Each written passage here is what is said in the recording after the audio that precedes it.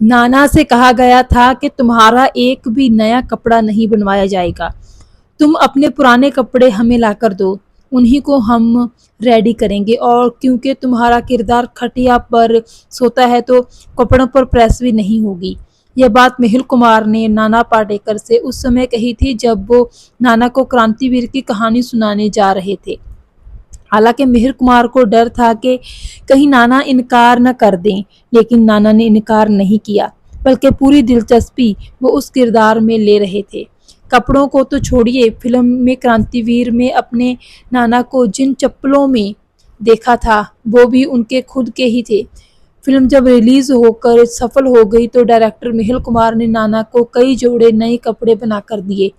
मेहुल कुमार ने स्वयं ये बात एक इंटरव्यू में बताई थी।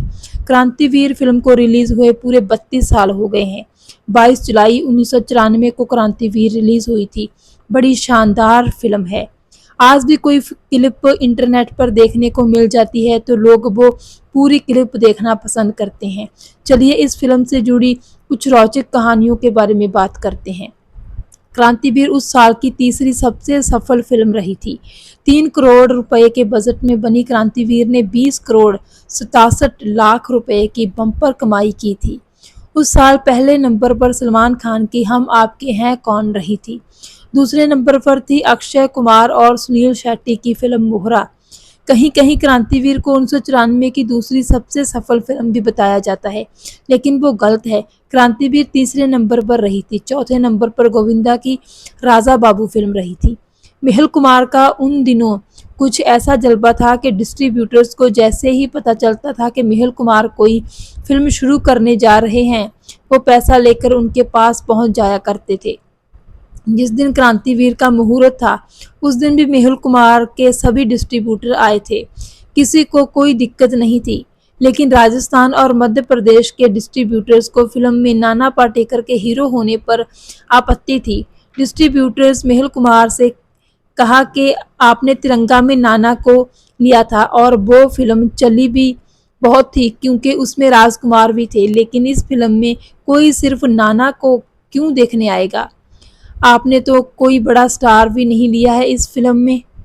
मेहुल कुमार ने उस डिस्ट्रीब्यूटर से कहा था कि नाना पाटेकर की उस कैरेक्टर में फिट बैठते हैं, कोई और नहीं। मेहुल कुमार ने उन डिस्ट्रीब्यूटर से ये भी कहा था कि आप पैसा मत दीजिए, जिस दिन फिल्म कंप्लीट हो जाएगी उस दिन फिल्म देखकर पैसा दीजिएगा।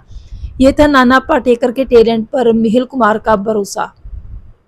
मेहुल कुमार ने जब डिम्पल कपाड़िया को उनका कैरेक्टर नरेट किया था तब डिम्पल जी काफ़ी कंफ्यूज हो गई थी क्योंकि वो एकदम नॉन ग्लैमरस कैरेक्टर में आ रही थी, जबकि डिम्पल जी जो को लगा था कि उन्हें कोई ऐसा कैरेक्टर ऑफर होना होगा जो फुल ऑफ ग्लैमर का हो।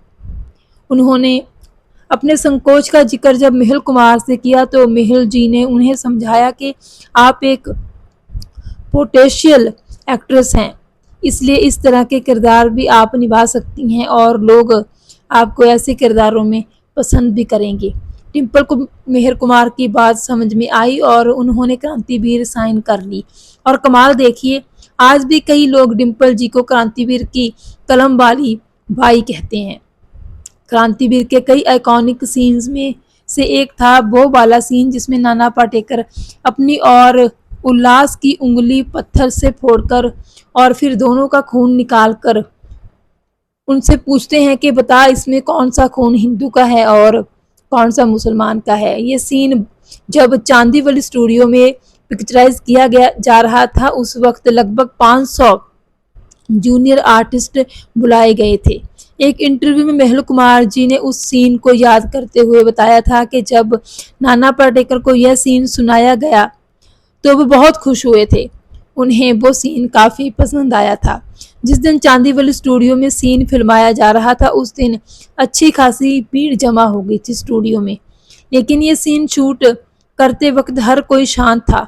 सब चुपचाप इस सीन को शूट करते नाना पाटेकर को देख रहे थे, जबकि आमतौर पर होता यह है कि जब इतनी बड़ी तादाद में जूनियर आर्टिस्ट आते हैं तो वो चुप नहीं होते, वो आपस में कुछ न कुछ बात करते रहते हैं। मगर उस सीन की इंटेंसिटी इतनी ज़्यादा थी कि कोई भी कुछ बोल न सका। वो सीन कंप्लीट होने के बाद मेहुल जी ने नाना पाटेकर से कहा था कि ये सीन तो हिट हो गया। नाना ने हैरान होते हुए पूछा कैसे। मेहुल जी ने जवाब दिया कि जब तुम सीन शूट कर रहे थे तब एक भी जूनियर आर्टिस्ट बात नहीं कर रहा था, सब पूरे ध्यान से तुम्हें देख रहे थे। अब तुम खुद सोच लो कि थिएटर में लोग इस सीन को कैसे देखेंगे। मेहुल कुमार की वो बात सच भी साबित हुई। वो सीन वाकई में क्रांतिवीर के बेस्ट सीन्स में से एक बन गया। क्रांतिवीर के बारे में उस वक्त बम्बई में ये अफवाह उड़ गई थी कि इस फिल्म में बाला साहेब ठाकरे जी की बुराई की गई थी। बाला साहेब के समर्थक इस बात से काफ़ी नाराज़ हो गए थे और भड़क गए थे। एक दिन मेहुल कुमार को बाला साहेब के ऑफिस से फ़ोन आया और उनसे इस मामले में बात की गई। मेहुल कुमार और बाला साहब एक दूसरे को पहले से ही जानते थे, दोनों की अच्छी जान पहचान थी। बाला साहब ने मेहुल से पूछा कि उनके बारे में कुछ नेगेटिव दिखाया गया है क्या इस फिल्म में, तो मेहुल जी ने उनसे जवाब दिया कि बाला साहब आपके बारे में कोई गलत बोल सकता है क्या, आप चाहें तो फिल्म देख सकते हैं। बाला साहब ने मेहुल से अपने लिए एक ट्रायल शो रखने को कहा और फाइनली जब बाला साहब ने पूरी फिल्म देखी तो उन्होंने मेहुल जी से कहा कि इसमें तो कुछ भी गलत नहीं है, बल्कि इसमें तो सच्चाई ही दिखाई गई है। दिलीप कुमार ने भी क्रांतिवीर फिल्म देखी थी। उन्होंने सुनील दत्त साहब के अजंता थिएटर में हुए प्रीमियर में क्रांतिवीर देखी थी।